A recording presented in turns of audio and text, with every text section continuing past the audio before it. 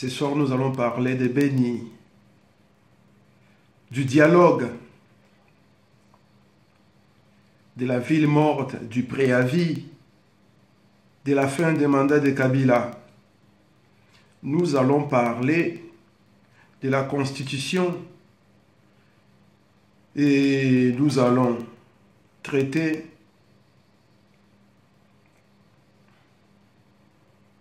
sur les arguments tenus par Corneille Nangaa lors de sa dernière sortie. Chers compatriotes congolais, bonsoir. Et merci à tous ceux qui vont partager cette vidéo et tous ceux qui vont être en ligne avec nous pour poser des questions. Nous allons essayer de voir clair. Nous allons essayer de voir clair sur Corneille Nangaa, sur son argumentaire à propos des élections, à propos du préavis de Tshisekedi à Kabila, à propos du dialogue, à propos de la position des acteurs politico-sociaux du Congo. Merci de faire circuler cette vidéo parce que c'est très capital et ce que nous allons dire aujourd'hui, ce soir, est très intéressant. Il faudra que les peuples puissent écouter les messages. Voilà. Depuis hier, les rassemblements, c'est-à-dire les conglomérats des traîtres, des mafiosi, des résidus politiques du moboutisme, ont appelé à une ville morte pour ce mardi 23 août. Ils vont protester contre Edem Kodjo, qui est facilitateur, que l'Union africaine a proposé aux Congolais afin qu'ils puissent trouver la solution à leurs problèmes. Les panels dont l'UDPS Tshisekedi fait cheval bataille a confirmé Edem Kodjo comme facilitateur de ce dialogue.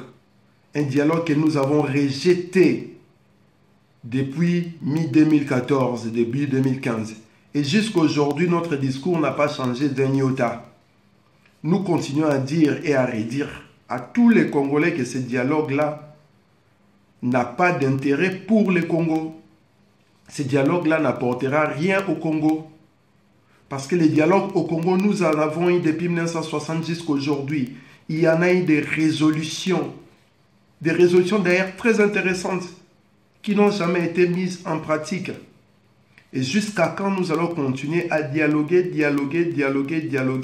D'autant plus que celui qui est au pouvoir aujourd'hui est un imposteur.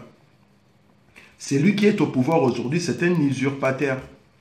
Celui qui est au pouvoir, c'est un génocidaire. Et reconnu. Vous voulez dialoguer avec ces messieurs-là que vous avez légalisé, que vous avez légitimé complètement, que vous avez accepté son emprise sur le Congo. Et aujourd'hui, on propose un dialogue. Un dialogue qui aujourd'hui peut paraître, ils peuvent paraître, disons, ces politiciens-là, être d'accord aujourd'hui, mais demain, tenir les discours contraires. Donc, ils sont en train de dire une chose et son contraire en même temps. Et dans tout cela, celui qui se trouve dans une sorte de maracas qu'on secoue tout le temps, c'est le peuple congolais, c'est le Congo. Et il y en a marre. Nous en avons ras-le-bol avec cette politique-là. Qu'est-ce qui se passe au Congo aujourd'hui? Kabila est arrivé au pouvoir en 2001. Ils sont passés au dialogue de Sun City en 2002, qui a abouti à un gouvernement de transition qui a donné 4 vrais vice-présidents pour un président de la République. En 2005, ils ont promulgué l'actuelle constitution. Et cette constitution voulait que le président puisse être au pouvoir pour 2 mandats non renouvelables. En 2006, il y a eu des élections. Kabila a gagné par la tricherie. Mais que tous les politiciens ont accepté au final. En 2011, Kabila a récidivé.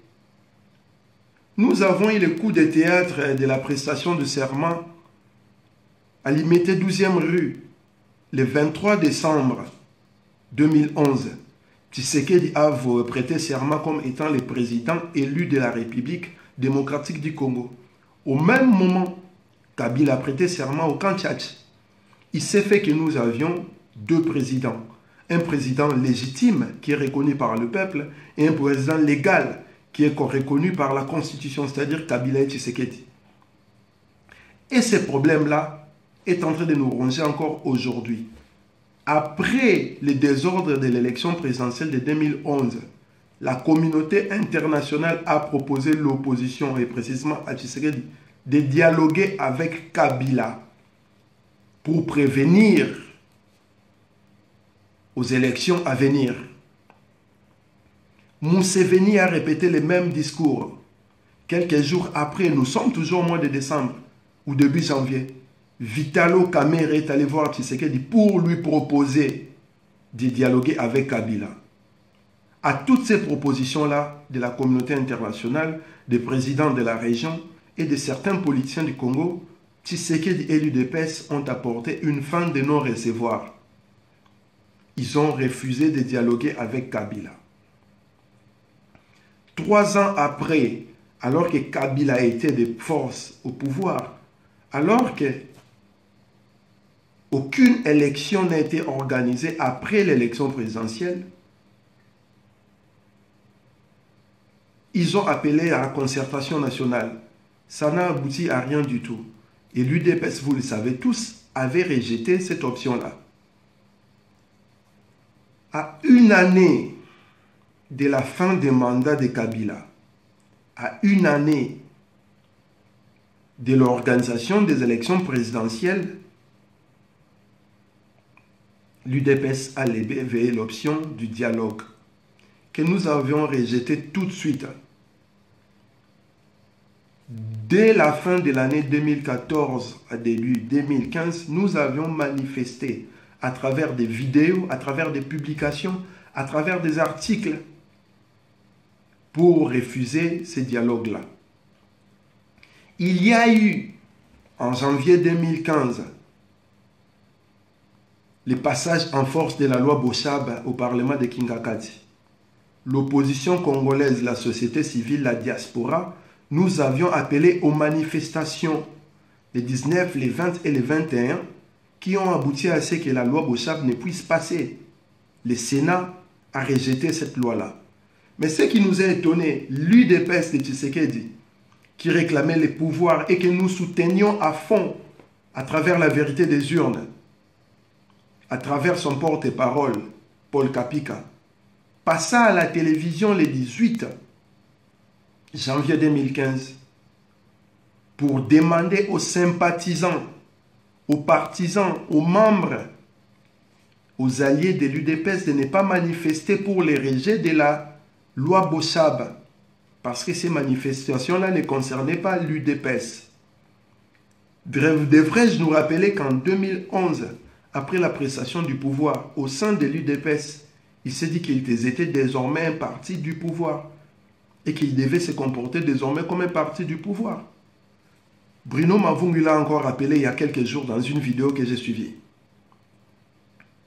Toutes les manifestations que l'opposition a proposées depuis 2012 jusqu'en 2016, l'UDPS les a rejetées radicalement pour des raisons qui trouvent leur origine vers mi-2014, quand Mugal ou Kalev ont commencé à créer des connexions avec la famille Tshisekedi. Il y a eu des promesses. Une promesse à la primature, des promesses de partage des portefeuilles de l'État, de partage des postes au gouvernement. Il s'est dit que Tshilombo était pressenti pour devenir Premier ministre du Congo-Zaïre. Peu importe, c'est un Congolais comme tout le monde. Si vous avez un taximène au pouvoir, je ne vois pas pourquoi quelqu'un comme Tshilombo pouvait devenir Premier ministre. Mais ce qui a compliqué, c'est la manière dont on veut nous imposer cette façon. La famille Tshisekedi a organisé des rencontres. Ils sont allés à Ibiza. ils ne sont pas allés à Venise. Ils se sont vus à Bruxelles avec la bande à Kabila pour trouver des compromis, à aller à un dialogue. Pendant ce temps-là, la dynamique de l'opposition, les opposants au Congo et nous de la diaspora, nous continuons à réfuter cette option-là de dialoguer avec Kabila. En 2016, il y a eu des villes mortes, boycottées à nouveau par l'UDPS, à travers leurs porte-parole, à travers les bouches autorisées de ces partis-là. Jusqu'au mois de juillet, quand les frères Soriano sont revenus à la charge, à l'occasion de l'OPA sur l'UDPS, Genval qui a vu la dynamique de l'opposition s'éclater en morceaux. C'est-à-dire tous les partis satellites qui composaient cette dynamique-là se sont retrouvés dans les rassemblements des Genval, dont l'organisateur, les financiers, n'est autre que Moshe Soriano Nissim, que vous appelez abusivement, que nous appelons abusivement Moïse Katumbi, citoyen d'origine grecque des pères et zambien des mères, qui a acquis sa nationalité par demande. Après Genval, il y a eu des voix discordantes au sein de l'opposition. Nous avions vu au retour de Tshisekedi comment un des acteurs qui a participé à l'organisation de la dynamique de l'opposition au Congo, Vital Kamerhe, a été traîné dans la boue par les bouches autorisées du rassemblement, les bouches autorisées de la famille et de l'UDPS. Alors qu'il était l'un de ceux qui refusaient de dialoguer. Au meeting au boulevard Triomphal de Kinshasa de Tshisekedi, nous avons appris que Kodjo était un kabiliste et qu'il n'était plus question qu'ils soient les facilitateurs de ces dialogues. Ça fait plus de 2 ans que l'UDPS bataille pour un dialogue. C'est-à-dire nous avons passé 2 ans à tourner en rond à cause des caprices d'un politicien qui veut dialoguer. Mais quel type de dialogue, nous ne savons pas. Accord cadre d'Addis Abeba, résolution de l'ONU, etc., etc. Devrions-nous rappeler que le Congo est un pays indépendant et juridiquement parlant, aucune organisation internationale ne peut obliger le Congo à dialoguer alors que le Congo se reconnaît État indépendant et que le régime en place est reconnu par toutes les organisations internationales, sans exception. Demander à la communauté internationale de faire un dialogue pour les Congolais, c'est-à-dire mettre les pays sous tutelle de la communauté internationale, reconnaître l'incapacité des Congolais à trouver des solutions à leurs problèmes. Kodjo est devenu kabiliste. Kodjo qui fut Premier ministre en Togo, qui a travaillé avec EADEMA, qui a été choisi par l'Union africaine et qui a été conforté dans sa position par les panels internationaux qui est composé de la France, des États-Unis, de l'Organisation internationale de la francophonie, etc., etc. Mais qui, curieusement par magie, est kabiliste d'après Tshisekedi. Qu'il soit kabiliste ou non, ce n'est plus notre problème. Aujourd'hui, le problème en est que au meeting du 27 et du 31 juillet à Kinshasa, on a donné un préavis à Kabila qui allait jusqu'au 19 décembre 2016, mais qui ne savait pas l'impossibilité d'organiser les élections en ces temps-là, qui ne savait pas que la Cour constitutionnelle avait déjà statué sur l'article 70 de la Constitution. Cet article qui voulait que les présidents en exercice, les présidents sortants, à la fin de son mandat, puissent organiser les élections. Qui voulait que les présidents sortants puissent être au pouvoir jusqu'à la fin de son mandat, jusqu'à l'installation du nouveau président élu. Qui ne savait pas ça? Et lorsque la Cour constitutionnelle statue sur une loi, il ne reste qu'une option pour rejeter cette loi-là. Et cette option reste la vindicte populaire, la révolution, les soulèvements. L'article 64 nous donne ces droits-là. Voilà pourquoi depuis 2011, nous avons soutenu l'option du soulèvement populaire. Voilà pourquoi depuis 2011, nous avons appelé à la mobilisation générale pour un départ immédiat de Kabila. Le peuple qui est venu voir Tshisekedi par curiosité au boulevard Triomphal ont scandé à haute voix: Kabila doit dégager immédiatement. Nous voulons le départ immédiat de Kabila. Zongise na Rwanda. Article 64. Ils l'ont dit, le peuple a dit à haute voix. Pendant que les vieux séniles étaient là, en train de prolonger la vie à Kabila. Devrais-je rappeler que le boulevard Triomphal, c'est à 3 minutes du palais du peuple? C'est à 5 minutes de la voie d'Isaïr. Lorsque vous arrivez à engranger, à réunir plus de 5 millions de personnes à un tel endroit, en 3 minutes, vous êtes au palais du peuple, le siège du parlement de Kingakati, le siège du pouvoir du peuple. En 5 minutes, vous avez la voix d'Isaïr, la chaîne nationale qui diffuse sur tout l'étendue du territoire congolais. Un politique responsable devrait appeler la population à occuper ces endroits-là qui représentent le pouvoir. Et moi, j'ai écrit un article avant même que Tshisekedi ne rentre au Congo, si nous étions Tshisekedi, où j'expliquais qu'est-ce qu'il fallait faire en ces meetings-là. Et j'ai même expliqué quel sera le comportement de Tshisekedi pendant ces meetings-là.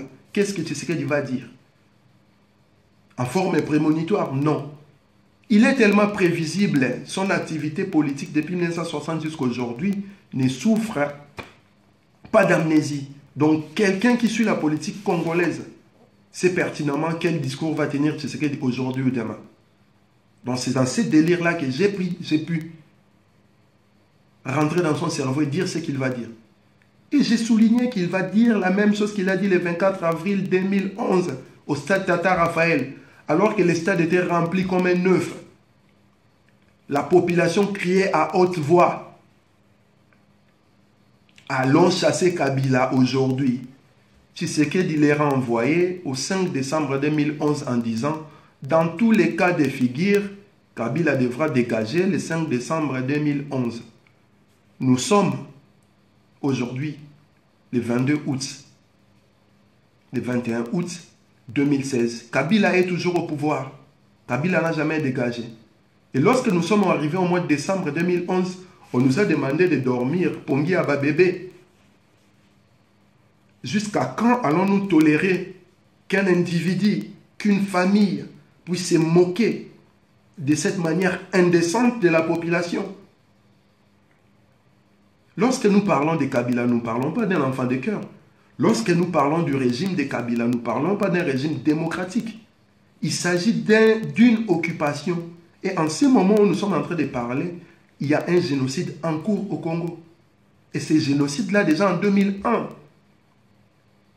le Secours international avait estimé à plus de 6 millions de morts de Congolais. Aujourd'hui, en 2016, nous comptabilisons déjà plus de 12 millions de Congolais qui sont morts de ces génocides en cours au Congo. Et lorsque vous êtes en face d'un tel régime, il ne s'agit pas de parler de la démocratie. Il s'agit de mettre hors d'état de nuire ces systèmes, ces régimes qui abrutit, qui tient, qui déciment la population congolaise. Lorsque nous parlons de Kabila, nous parlons des assassinats ciblés, des incarcérations injustifiées, des séquestrations,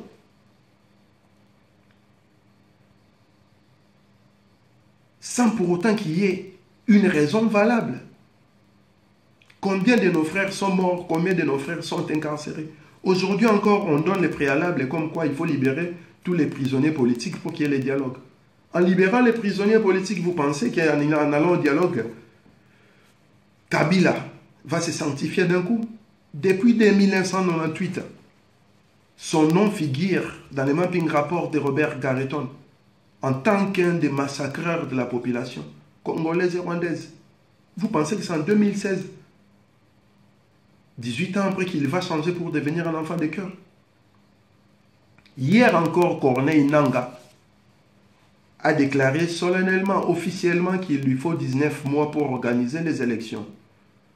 Pourquoi nous ne disons pas au peuple que les élections dans un pays normal commencent par les petites élections pour finir par l'élection présidentielle? C'est-à-dire les élections locales, les cantonales, pour finir avec l'élection présidentielle.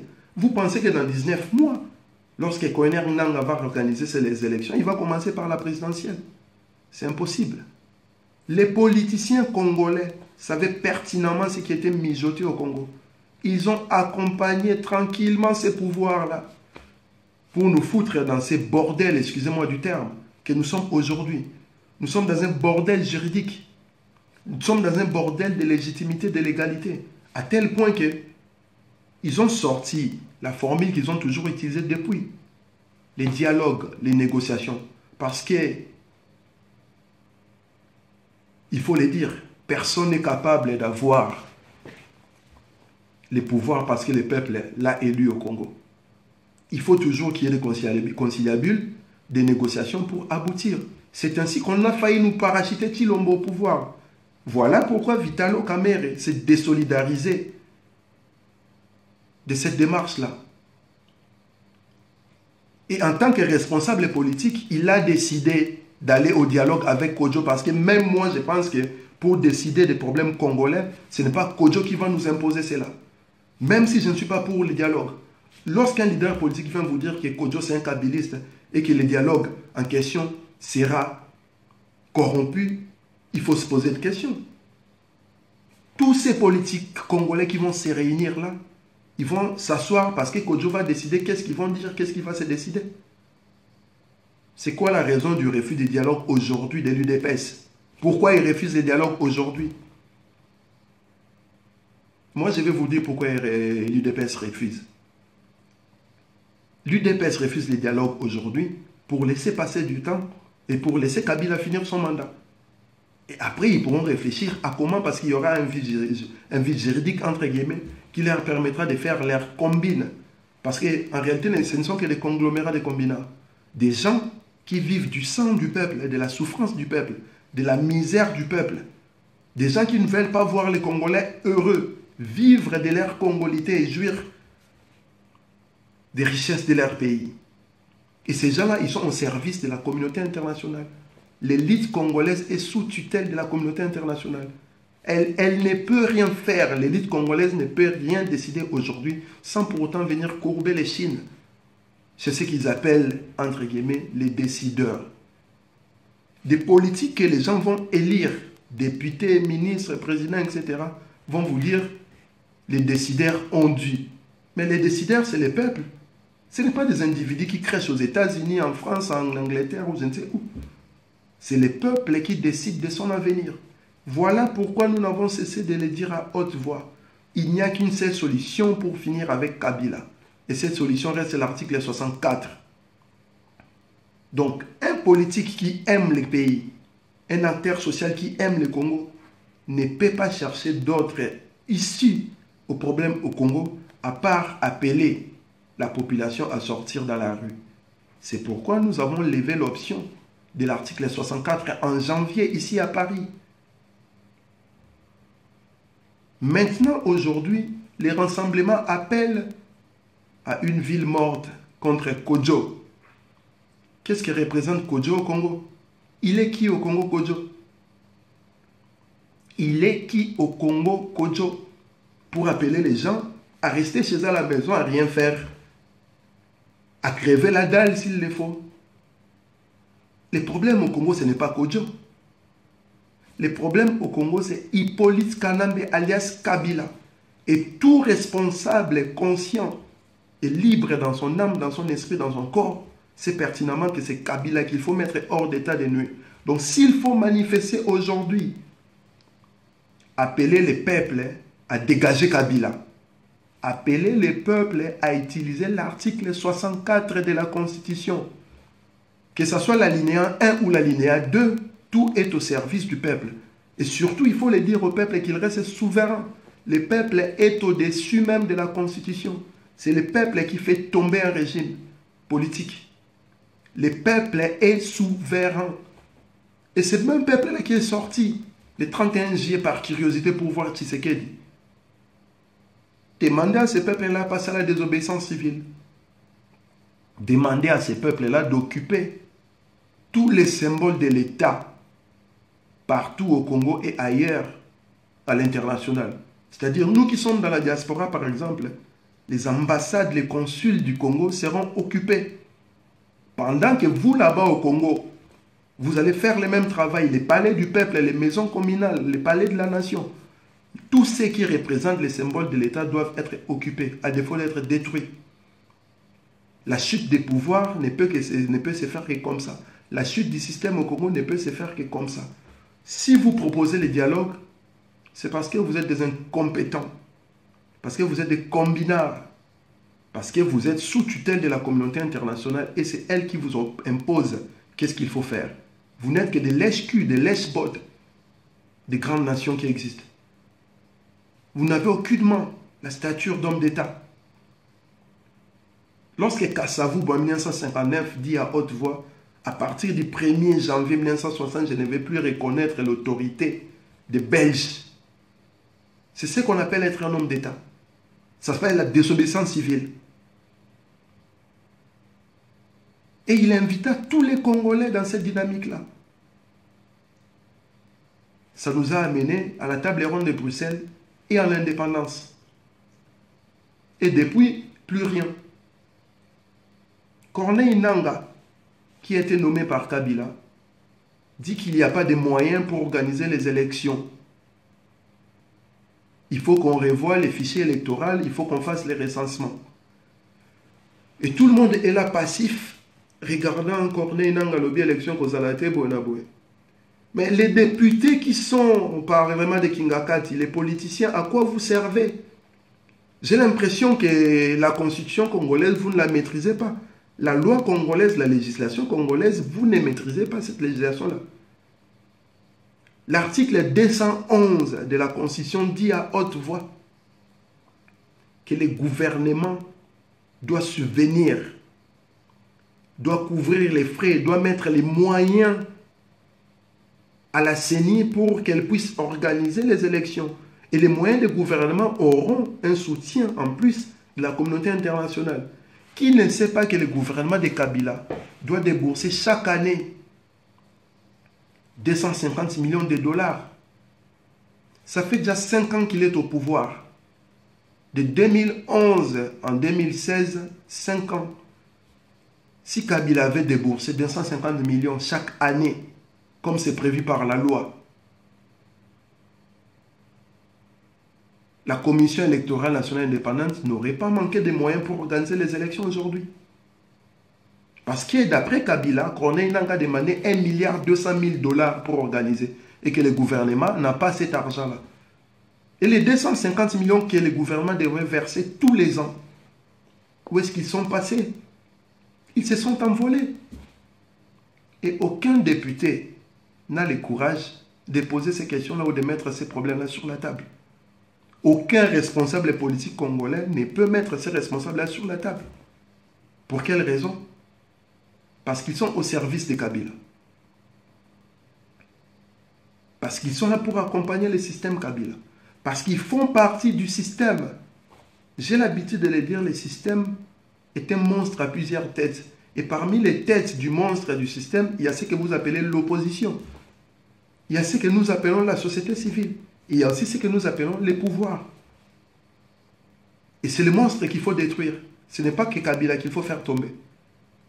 Il y a aussi l'opposition congolaise, il y a aussi l'élite congolaise qu'il faut mettre hors d'état de nuire. Le vrai danger du Congo aujourd'hui, c'est sa classe politique, c'est son élite qui soit les vrais problèmes du Congo. Rien d'autre. Rien d'autre. Tranquillement, Corneille Nangaa le dit à haute voix, il n'y a pas de moyens, il faut revoir les fichiers électoraux, il faut faire les recensements. L'administration publique de la nation, elle sert à quoi? Qui ne sait pas que l'État met des moyens de manière à ce que tous les mois, tous les ans, il y ait un recensement dans la nation entière. Qui ne sait pas cela? Un État normal, un pouvoir qui se respecte doit mettre les moyens de manière à ce que tous les mois, tous les ans, il y ait des recensements.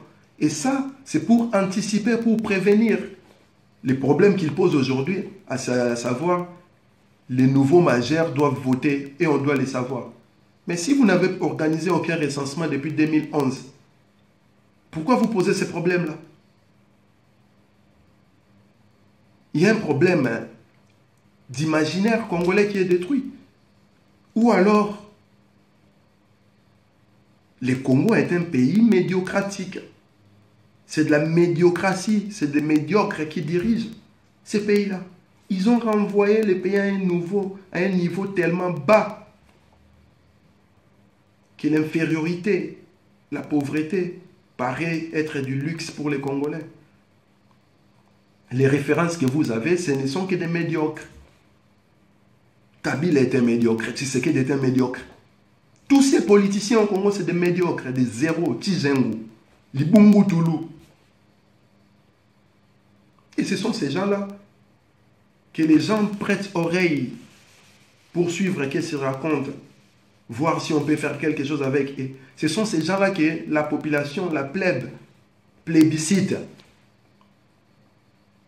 Quelle tristesse pour ces pays-là. Qui a maudit mon pays? Aujourd'hui, vous appelez les gens à faire une journée ville morte pour récuser Kodjo. Que représente Edem Kodjo pour le Congo? C'est des questions que je me pose. Je ne vais pas empêcher de sortir, aller chercher à manger parce qu'il y a Kodjo. Non. Attrapons les taureaux par les cornes. Si vous voulez appeler les gens à manifester, les gens doivent manifester contre Kabila. Prenez vos responsabilités. Il ne s'agit pas de Kodjo, il s'agit de Kabila, de son régime, de son système.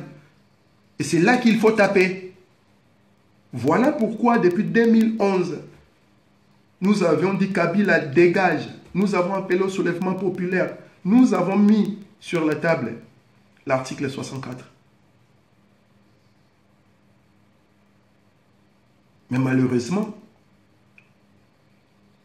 on a un problème avec l'élite qui comprend toujours les choses à travers.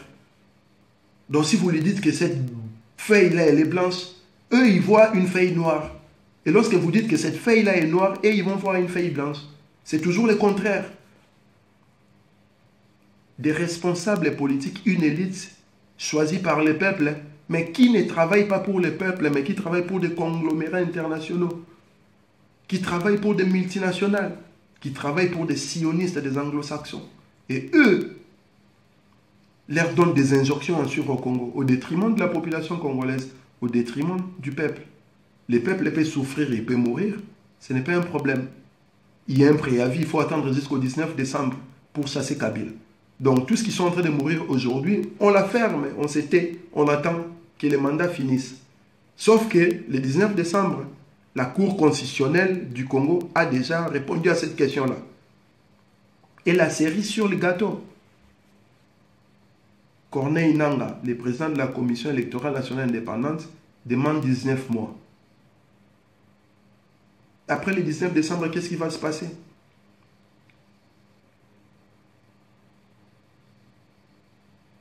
Nous ne savons pas. Ils ne savent pas qu'est-ce qui va se passer. Et lorsque nous mettons cette vérité-là à la disposition de tout le monde, qu'est-ce qu'on nous dit? Combattants Internet, combattants en Facebook. Venez combattre sur les terrains. Mais les gars, vous êtes sur les terrains, faites le travail. Je combats où je suis. Je ne vois pas de différence entre moi et Moïse Katumbi que vous plébiscitez, qui passe tout son temps sur Twitter, en train de tweeter. Sinon, mentir, je rentre tel jour, je rentre tel jour. Mais il ne rentrera pas parce qu'il y a une justice qui est à ses bottes. Et voilà où se font les négociations. On ne négocie plus parce que le peuple est mourant, mais parce qu'il faut laisser Moïse Katumbi retourner au Congo. Le cheval de bataille de Tshisekedi. Au lieu de parler du problème de la misère du peuple et comment régler tous ces problèmes-là, on pense que c'est Moïse Katumbi qui va régler ces problèmes-là, il faut qu'il rentre au Congo. Mais dis donc, Il a été jugé et il est sous mandat d'arrêt immédiat. Comment vous comptez ramener Moïse Katumbi, qui est aujourd'hui combattant de Twitter et Facebook comme nous, au Congo? Je ne sais pas. Mais nous sommes là en train d'observer. Nous allons continuer à militer pour l'article 64, pour la chute du système, pour le nettoyage effectif de la classe politique congolaise depuis 1960 jusqu'à aujourd'hui. Parce que ce n'est qu'un conglomérat de médiocres. C'est de la médiocrité qui trône au sommet. Et des gens qui ne peuvent rien produire d'autre à part de la médiocrité.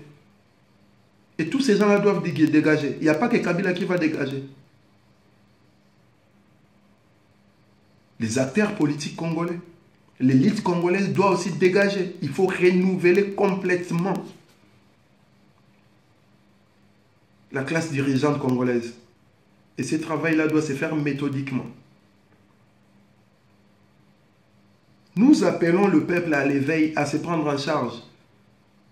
Et nous demandons au peuple de passer à la désobéissance. Il n'y a plus rien à attendre. Il faut passer maintenant à la désobéissance civile. Il faut mettre en œuvre l'article 64. Et ne vous laissez pas distraire par Tshisekedi, par les rassemblements, par toute cette politique-là